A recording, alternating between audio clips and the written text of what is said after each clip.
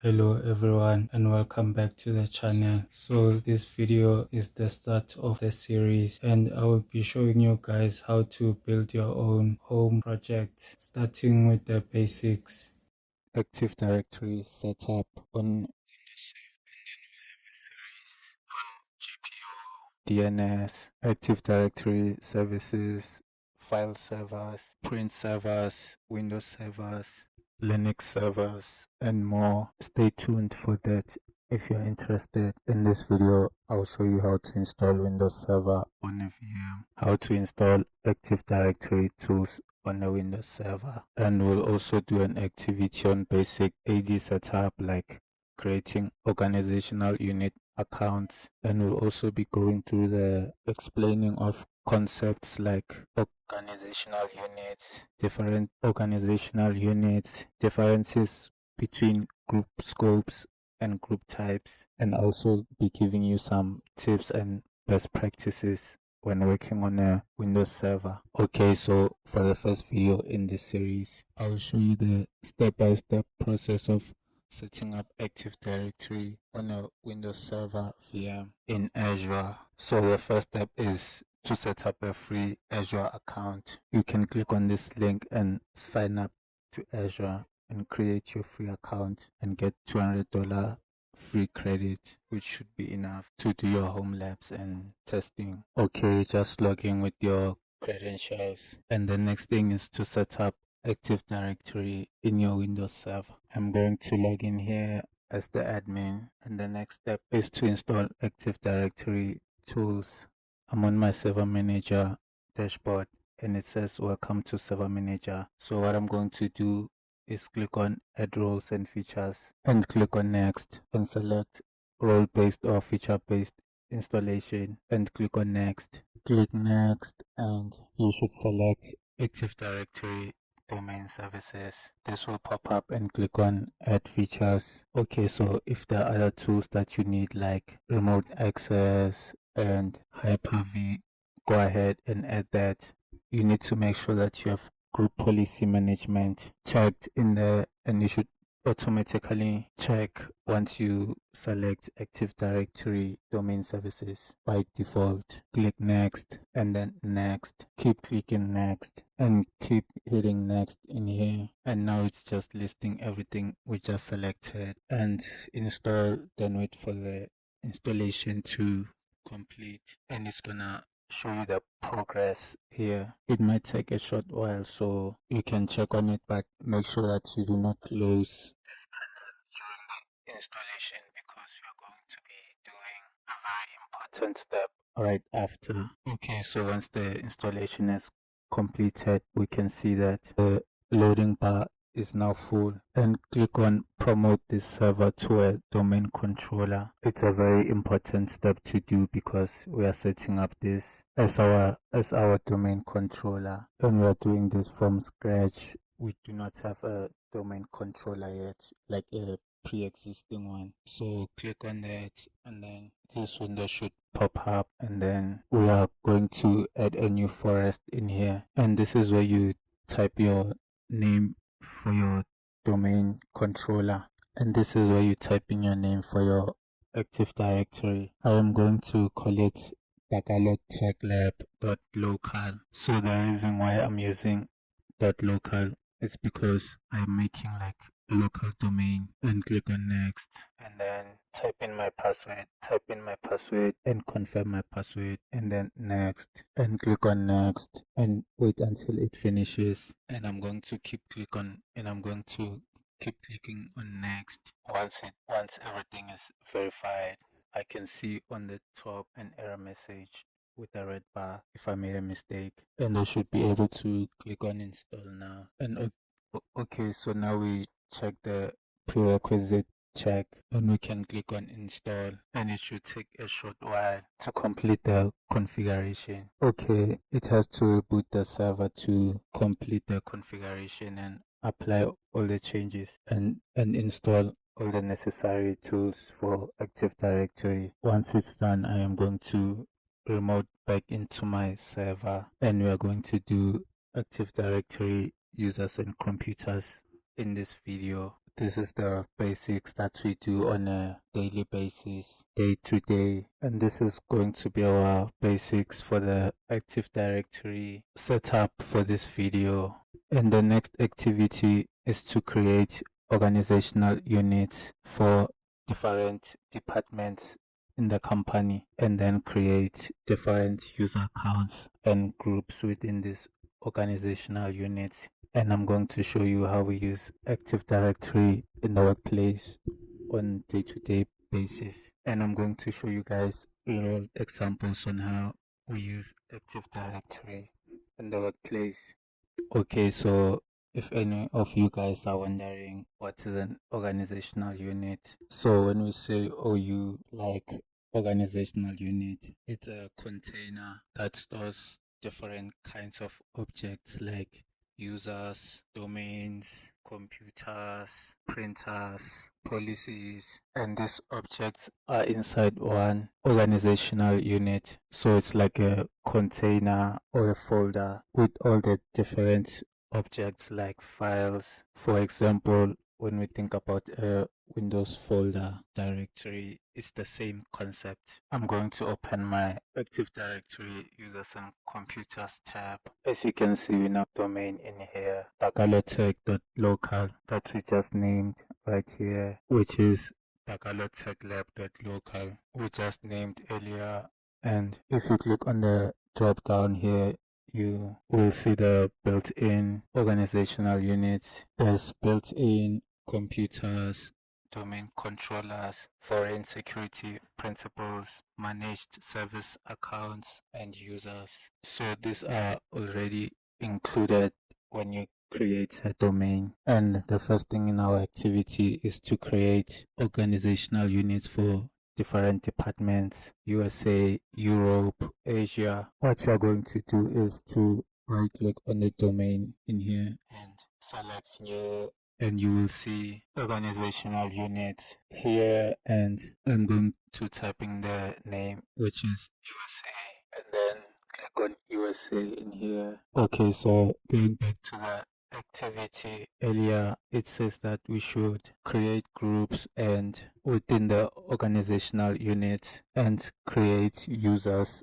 under those different groups. And I'm going to show you how it is structured in the workplace. And I'm going to start with this geographical organizational unit. I'm going to click on the USA group, and you can create another organizational unit inside an organizational unit. Usually it's categorized by different objects. For example, you would like to put a computer OU in here for all the assets, computers you have in the company. You can also put the users within their different categories for the groups or container, and you can add another organizational unit for servers and do the rest for the other OUs in the different geographic location. And once you finish that, you can see all the different OUs. Okay,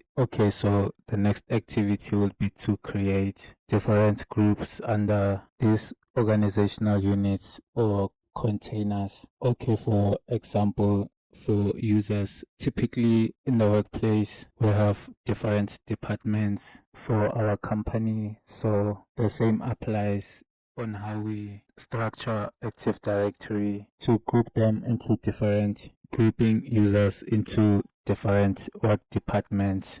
So you can create different groups under the users. You can click on new and select group, and for example you can type in IT in here, and as you can see there are different options for groups, group scope, and group type on the right. So I'm going to explain what's the difference between these options and which one you should select for the group that you are creating. Okay, so if you know what the group types and group scope are, you can skip this part where I explain everything. Go ahead and watch the activity lab and hands-on part. Okay, so there's three different options for the group scope: universal, global, and domain. Typically, we use global because this is the group that we can use in the same domain. For example, if I select the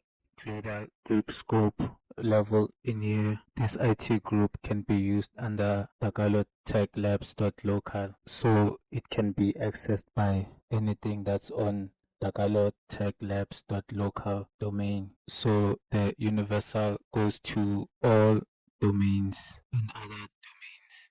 For example, let's say I have two domains in my server. Let's say I have another domain besides tagalogtechlabs.local and I create another IT group in that other domain. This group will be accessible to the other domain besides tagalogtechlabs.local. So that's universal. Okay, let's talk about the group type. We have two options in here, and the first type is the security groups. Security groups are used to assign permission to share resources, and they also have two types of security groups: the user rights, and you can also assign permissions. So this is the group that you create if you want to give permissions to shared resources. You can create a security group that assigns user rights or assigns permissions. That's two different kinds of types that you can do with security groups. To explain it better here, I have examples on user rights. User rights also has two kinds, which is built-in security groups and custom security groups. Built-in security groups are the ones that are default already included in Active Directory that you don't have to create because they are already there. For example, domain admins basically just giving to a user, like being able to manage, edit, and modify, delete anything from the domain. Domain admins is built-in security group and you don't have to create it because it's already there. I will show you later on. Also, another built-in security group is the domain desktop user. This is usually for the users who need remote access or those users that use remote desktop applications to access different servers remotely. That's also built in and you don't have to create it.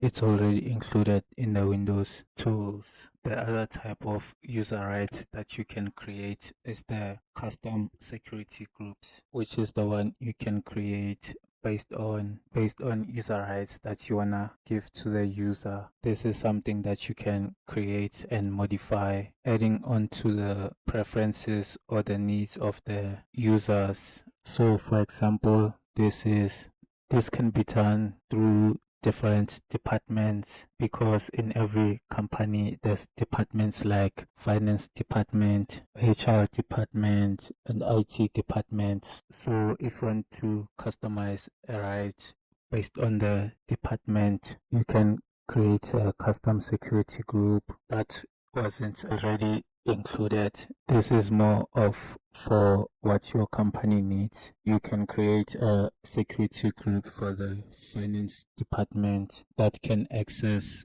or give rights to financial data or applications, and you can do the same for the HR department. So that's one type of user right that you can add, create through security groups. So there's also another kind which is giving permissions for shared resources, and this is different from the user rights. So for user rights, to make it simple, so for user rights, it's something that the user can do, and for permissions, it's what the user can get into or what the user can access. So there's like different kinds of access that is available for the user. There's full control, there's modify, which is read and write, and there's read only. It really depends on what kind of access you are giving them. For example, you can give a file or folder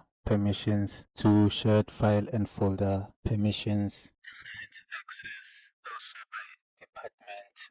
For example, you want the financial department to be able to access the finance folders, and you can also have other departments to have access to the finance folder, but maybe only in read mode, read only, because they can't make any changes. Like the HR, for example, they can just view stuff, but they can't add or edit or remove. We can also do this through security groups as well. As mentioned earlier, there's two types of groups: the security groups and there's the distribution groups. Distribution groups edit the distro list, as we call it in the workplace. It's not giving access or giving permissions. This is mainly used for email distribution, to send emails to collections or groups of people. This is a email list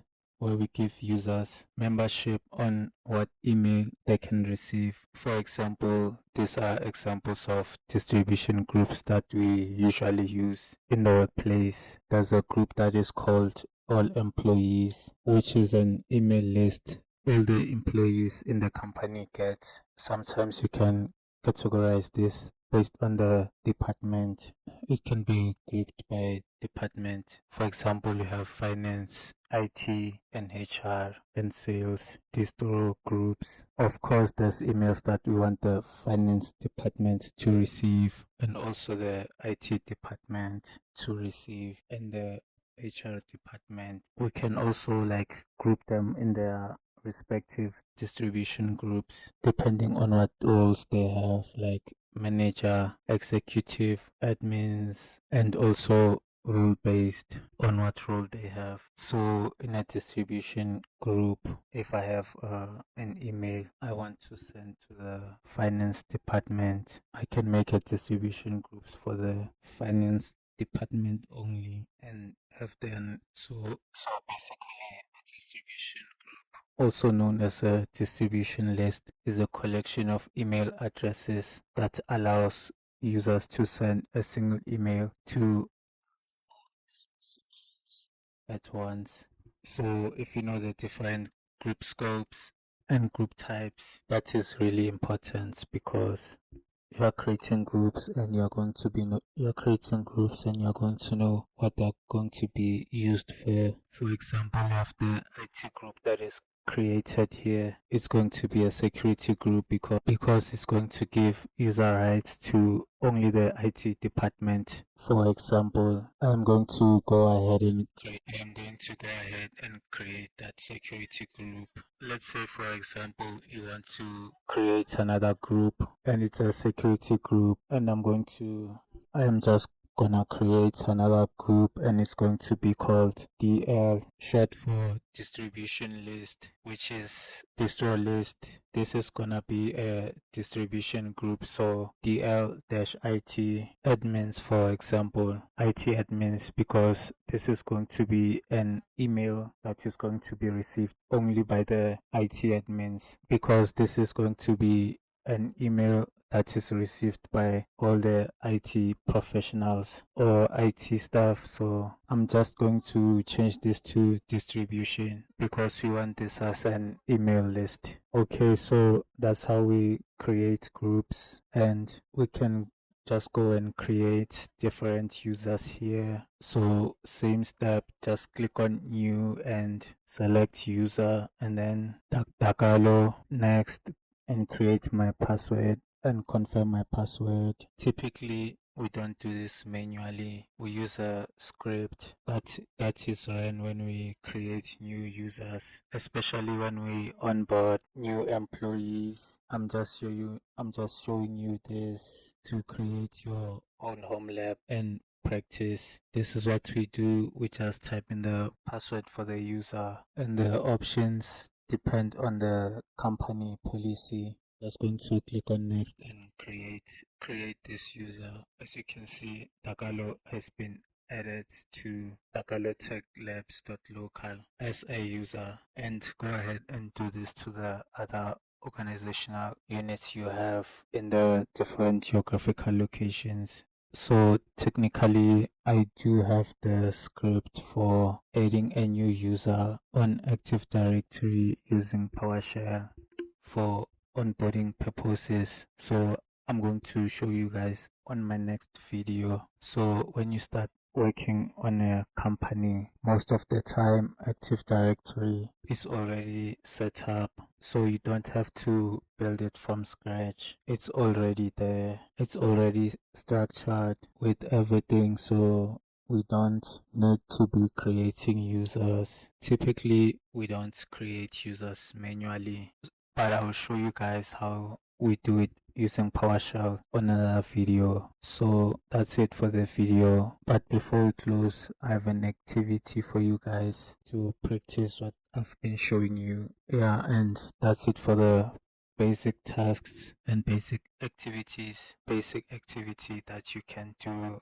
in Active Directory, users and computers. And this is only the first part and the first video for this series. I hope you guys learned something from watching this video, and thank you.